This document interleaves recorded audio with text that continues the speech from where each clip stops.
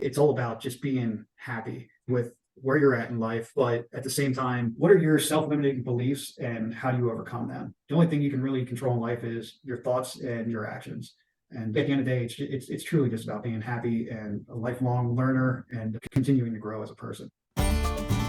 Welcome to the Business Builder Way podcast, where we help business builders grow leadership skills and wisdom and stay grounded through hero stories.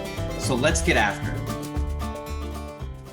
Hey, welcome to the Business Builder Way podcast. We're joined today by Nate Bloch from Home Remodeling Pros of Central Pennsylvania. Nate, thanks for joining us today. Thank you for having me. Yeah. Hey, so kind of a special episode today in that Nate is the first person who is part of our business builders community that I'm interviewing on this season of the podcast, who is actually part of our right-handers group. And our right-handers group is a group of people who are like the right hand, the indispensable right hand. Although people who are left-handed, I suppose they probably wouldn't like that description. I hadn't thought about that. Left hands are good too. Sometimes that's better. But Nate is like a strong number two. And part of the rules is if you listen to this podcast, you're not allowed to try to recruit Nate away, because after you hear him, probably everybody will want to have him. So Nate, you're part of this unique group, and you all get together and talk about what it's like to be in that position where you're supporting the visionary, supporting the owner, but there are times where you're not ultimately the one making the decisions. And so it does make you valuable and indispensable. So I'm really looking forward to what we dig into today. And that's a good place to start. To give you a question is, what does that mean to you to be a right-hander, or an integrator is the other word that you use in your company for your position? To me, Craig, he's our visionary, and part of his role is he comes up with all kinds of ideas. I mean, Craig can come up with 2 to 3 a day. Sometimes it's 1 a week. And it's really who can take those ideas and make them come to life, and what's something that is realistic and something we can do, what's something we should work on in the future, and what's something that's just completely crazy and you have to kind of say no to. So really it's taking Craig's idea, bringing them to life, and as a team executing on those ideas. Gotcha. And specifically the word integrator, I want to give some credit to the book Traction by Gino Wickman, and also the book Rocket Fuel, which describes that visionary and integrator. So everybody, if you get a chance, if you haven't read those books, look them up and take a look. And you all do run the EOS system in your company, right? We do, yes. You're the key one running a lot of the meetings and things, right? Yeah, I run most of the meetings. We self-implemented EOS. If we had to go do it over again, we might bring someone else in to self-implement, but I think we did a really good job, and we're so far along in the process at this point, it wouldn't make sense to start over and Fair. All in. But yeah, we have a great team. We put together a project plan even for EOS and executed on it. And Craig Leary, who is the CEO that you mentioned, did an episode before, but just for anybody who hasn't heard that, and your description may be different, actually. So could you tell us a bit about the company right now? Where are you? What do you focus on? How many people are in the company buildings? I don't know. What is the company? How would you describe your business? Yes, so we are currently a design build remodeling company. We specialize in kitchens, basements, and bathrooms.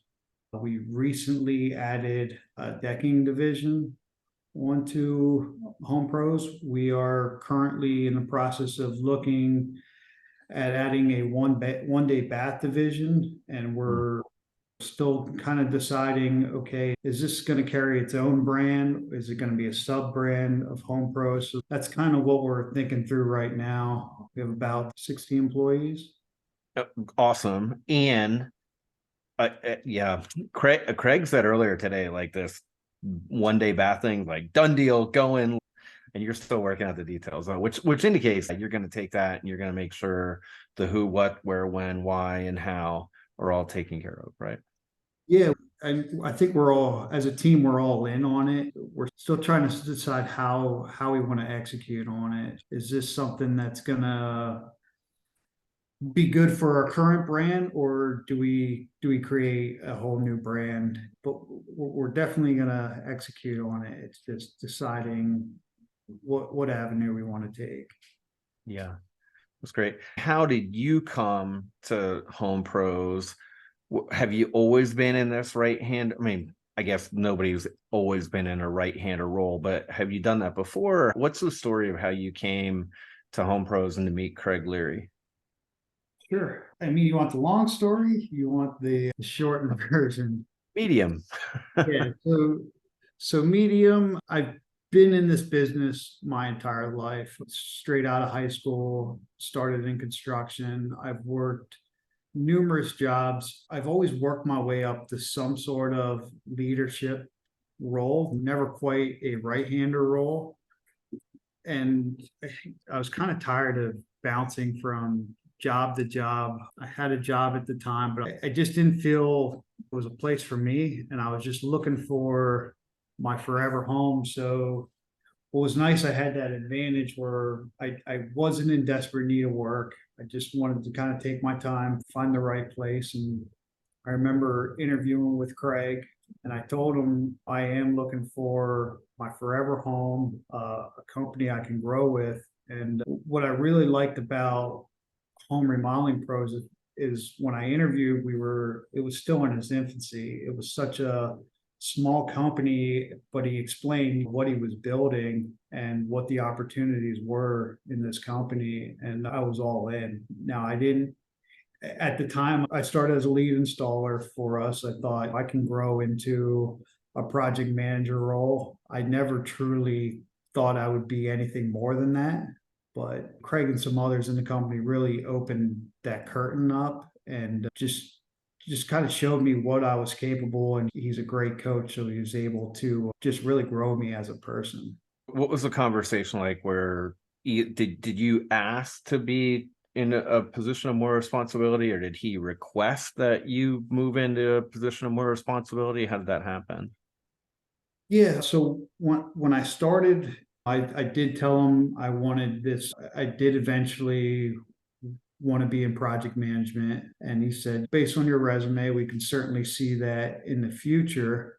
We started growing as a company, and we actually had an opening for project manager. I spoke with one of the other project managers at the time that I was interested in the position, and she put a good word out for me. I met with Craig, and I tried it for, I think I was 30 days in, and I talked to her, I was ready to quit. I was so stressed out. It was way more than I thought it was going to be. And I remember meeting with Craig and said, I think I just want to go back in the field.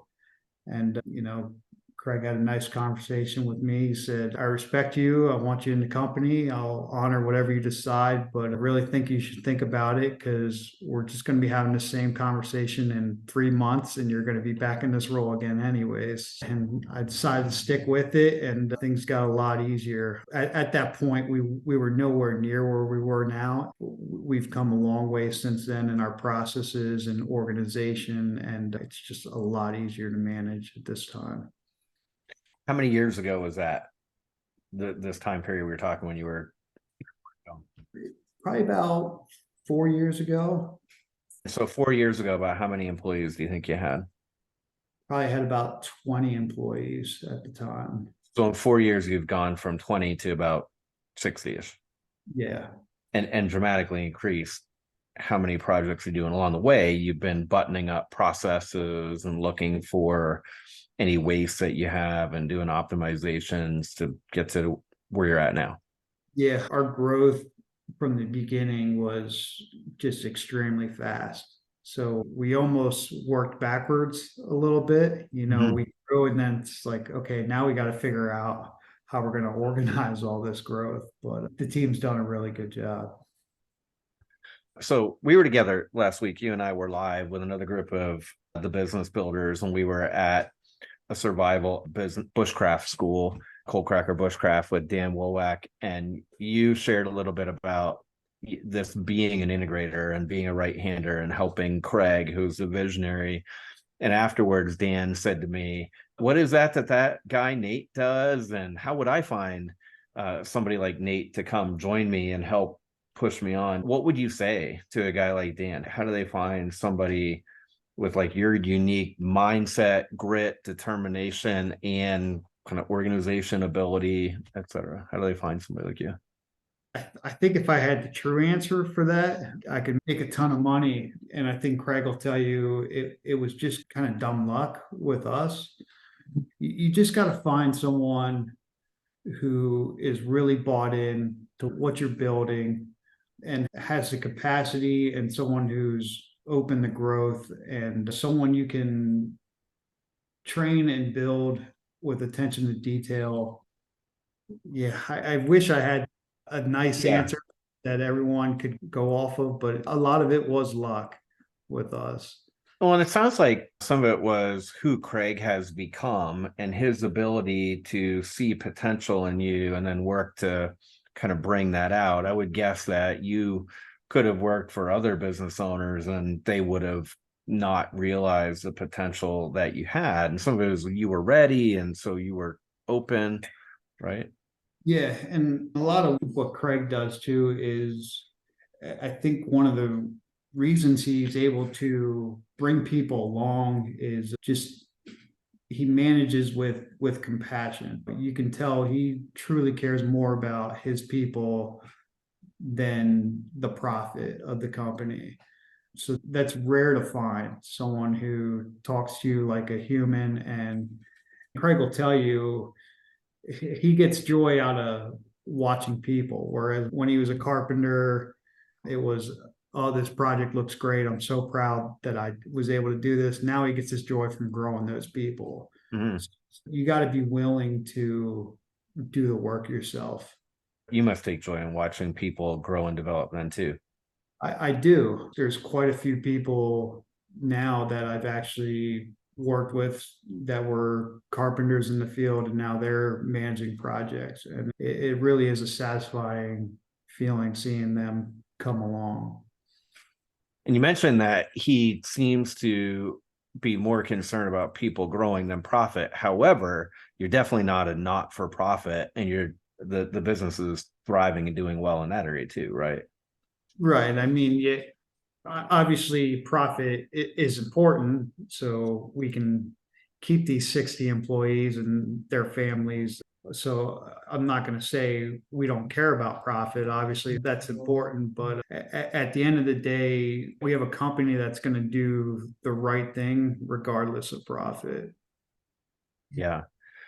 So the other thing that happened last week is we were at this outdoor thing and we were making fires, and you had a leg brace on. So part of this is about getting to know who you are outside of work too, which might also help people know who to hire. They don't just need to go look for people with leg braces. But a couple of people commented to me about how, wow, Nate is on crutches and he's got this leg brace, which you got from a jujitsu injury.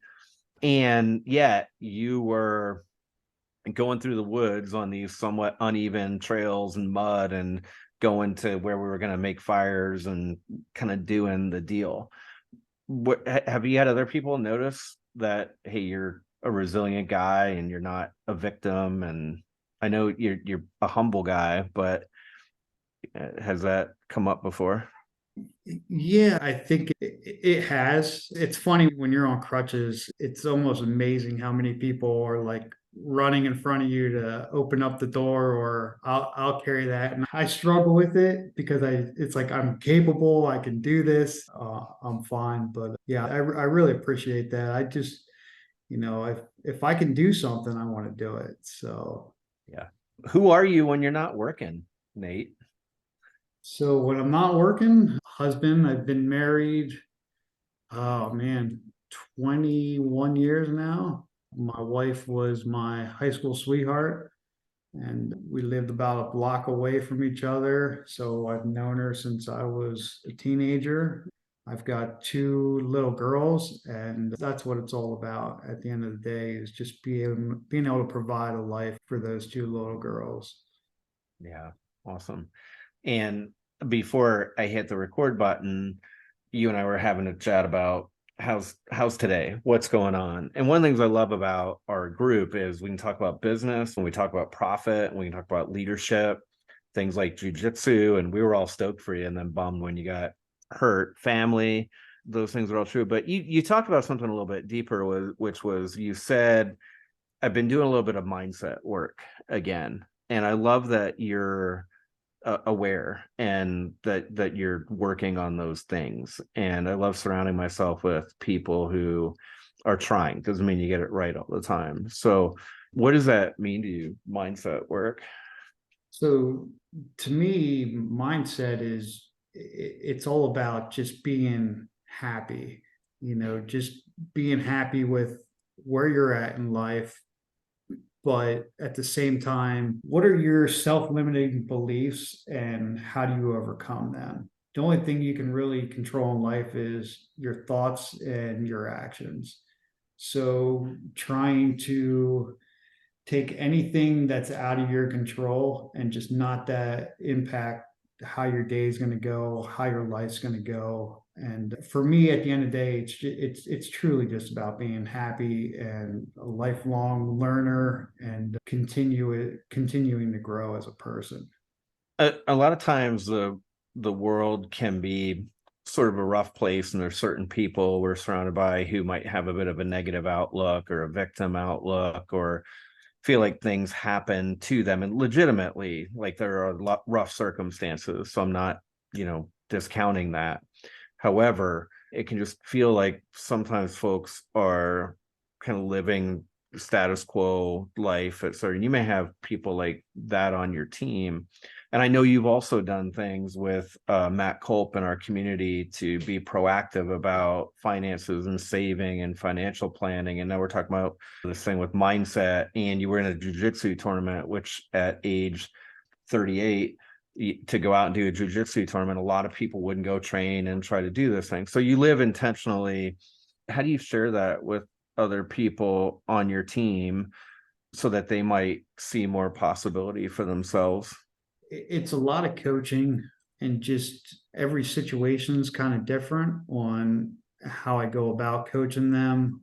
There's a lot of great books out there that I can recommend to my team based on what they're going through at the time. But for me too, it's a lot of I manage with compassion, have emotional intelligence. So just saying the right things to the team, and a lot of them truly want to be better at the end of the day. So, Nice. What's one of your favorite books about leadership, emotional intelligence, community? ooh, that's tough. There's a lot of great books out there.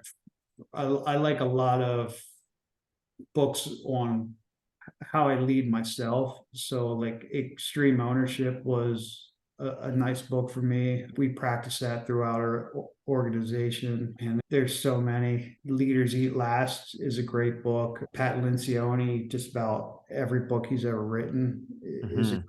too. Yeah, those are good ones. So we're going to kind of work to wrap up.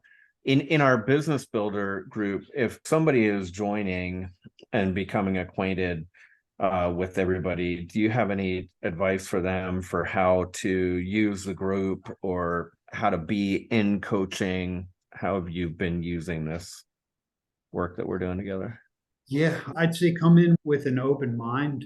This is an amazing group of people, and everybody truly is rooting for everybody else in the group. So I use the second handers group as kind of my board of directors, bounce ideas off of them. And it's crazy how someone you've never met before in this community is just so interested in your growth and how they can improve you as a person. So just come in with an open mind, and that's really the best thing. Well, and you certainly exemplify that. And I've heard you offered other people to jump on a call with you and your leadership team if it would help them. And you've taught a little section on how you run meetings. And so you're a great member. And what you are receiving that you just described, you certainly give back to others, which we appreciate. last thing on my mind is because it's fresh. Last week we went out there and when you were going around the woods, we were making flint and steel fires. So we were in a different environment than normal. And there were 12 business owners together. And you took a day out of the office to drive about an hour and a half probably to get there, and then spent this time out in the woods doing something that making flint and steel fires is not how to build a bathroom or whatever. So what came out of that? What was good about that for you, or why should people unplug like that? Sometimes it's nice to get a break from the daily grind of your business and just get some clarity for yourself and what you're building, and just the opportunity to speak with other business builders. And it almost gets your gears turning. We kind of did an exercise at the end of it where we were interviewing, and it's like, Yeah. okay, how would I run this business? What are you doing? And it just really gets your mind thinking what you would do in certain situations and how you would best handle everything. Yeah, I think whenever I go through and almost like be the backseat driver for somebody else's business, that causes me to then reflect inward. Yeah. For sure. Well, Nate, thanks so much for giving your time and showing up today to share a bit of your story. And if anybody wants to find out about your company, how would they find the company? How would they find you? Yeah, so you can find the company, Google, Facebook, just Home Remodeling Pros, Central Pennsylvania. And you can always reach me through Wayne or just Nate at homeproscentralpa.com. Gotcha. Awesome. Well, thanks again, Nate. Have a great rest of your day. Thanks, Wayne. Thank you for tuning into the Business Builder Way podcast. If this episode spoke to you, click that subscribe button and share it with a friend. That's how this message gets out into the world. If it is helpful for us to have a short conversation, I'd love to do that. Send me an email at wayne@businessbuildercamp.com.